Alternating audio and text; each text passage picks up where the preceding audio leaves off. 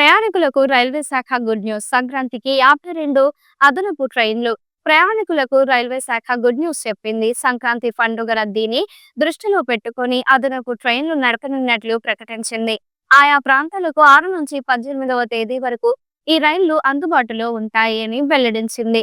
ఈ మేరకు దక్షిణ మధ్య రైల్వే కీలక ప్రకటన విడుదల చేసింది. సంక్రాంతికి సొంతూళ్లకు వెళ్లే ప్రయాణికులకు గుడ్ న్యూస్. సంక్రాంతి రద్దీని దృష్టిలో ఉంచుకొని మరో 52 అదనపు రైళ్లను నడపనున్నట్లుగా దక్షిణ మధ్య రైల్వే తెలిపింది. సికింద్రాబాద్, చర్లపల్లి, కాచిగూడ రైల్వే స్టేషన్ల నుంచి కాకినాడ, తిరుపతి, నర్సాపూర్, శ్రీకాకుళం ప్రాంతాలకు ఈ రైళ్లను నడపనున్నట్లు క్లారిటీ ఇచ్చింది.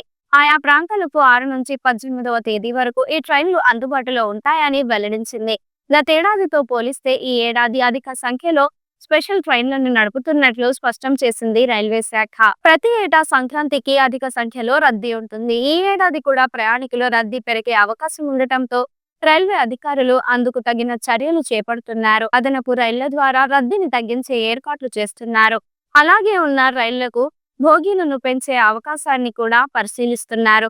మరోవైపు పండుగను క్యాష్ చేసేందుకు కొన్ని ప్రైవేట్ ట్రావెల్స్ ప్రయత్నిస్తున్నాయని వాపోతున్నారు ప్రయాణికులు. టికెట్ రేట్లను భారీ స్థాయిలో పెంచి డబ్బులు దండుకునే ప్రయత్నాలు జరగకుండా రవాణా శాఖ అధికారులు ప్రత్యేక శ్రద్ధ పెట్టాలని ప్రయాణికులు విజ్ఞప్తి చేస్తున్నారు.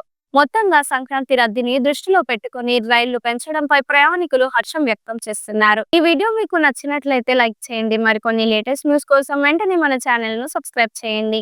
ఈ వీడియోపై మీ అభిప్రాయాన్ని కామెంట్ రూపంలో తెలియజేయండి.